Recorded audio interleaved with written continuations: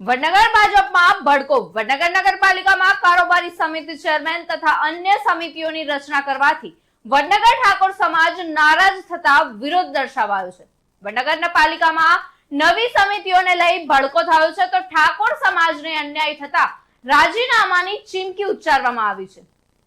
વડનગર નગરપાલિકામાં મંગળવારે સાંજે નવી સમિતિઓની રચના માટે બેઠક યોજાઈ હતી, જેમાં નવી કારોબારી સહિત નવી સમિતિઓના ચેરમેનની નિમણૂક કરવામાં આવી હતી. તો સમિતિઓમાં ઠાકોર સમાજને અન્યાય થતો હોવાના આક્ષેપ સાથે કેટલાક નગરસેવકોએ રાજીનામાની ચીમકી ઉચ્ચારી હતી. વડનગર નગરપાલિકાની સમિતિની રચનામાં ઠાકોર સમાજના સભ્યને ના લેતા વિવાદ સર્જાયો હતો. પાલિકામાં ઠાકોર સમાજના નવા બનેલા સભ્યોએ વિરોધ નોંધાવ્યો તો સભ્ય પદ ઉપરથી રાજીનામાની ચીમકી ઉચ્ચારી છે. આ બાબતે સૂત્રો પાસેથી જાણવા મળી રહ્યું છે કે વડનગર ભાજપ સંગઠનમાં હોબાળો ચાલી રહ્યો છે. વડનગર શહેર પ્રમુખ મયંક પટેલ ભાજપ સંગઠન સાચવવા પાછળ નિષ્ફળ હોય તેવી ચર્ચાઓ વડનગરમાં થઈ રહી છે. આ પહેલા પણ ચક્રવાત ન્યૂઝ દ્વારા સૂત્રોના આધારે અહેવાલ રજૂ કરવામાં આવ્યો હતો.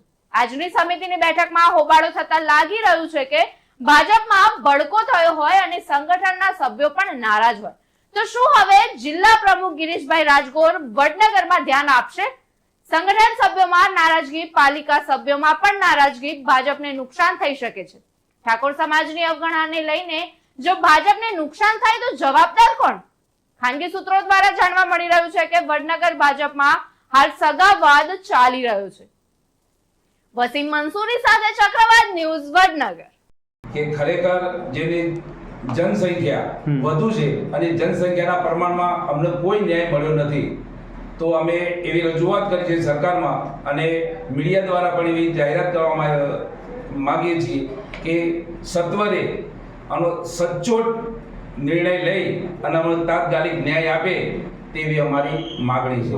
એની સાથે સાથે સંગઠનની જે રચના કરવામાં આવી છે એમાં પણ વોર્ડ નંબર 3માં એક પણ સભ્યને કશામાં કંઈ પણ કોઈ જગ્યા ઉપર એમને લેવામાં કોઈ સ્થાન આપવામાં આવ્યું નથી. એ માણસોને મંત્રીઓ બનાવી દેવામાં આવ્યા છે અને જે પક્ષનો વફાદાર છે અને વર્ષોથી, આજથી નહીં પણ વર્ષોથી વડનગરમાં જ્યારથી ભાજપ સંગઠન થયું છે, ભાજપ પક્ષ જ્યારથી ચૂંટણી લડે છે ત્યારથી આજ દિન સુધી સતત પક્ષના વફાદાર થઈ અને એમને કામ કર્યું છે. એમાંથી કોઈ પણ સ્થાન આવા એમના માદરે વતનમાં જો આવો અન્યાય થતો હોય તો કેટલા અંશે વ્યાજબી કહી શકાય.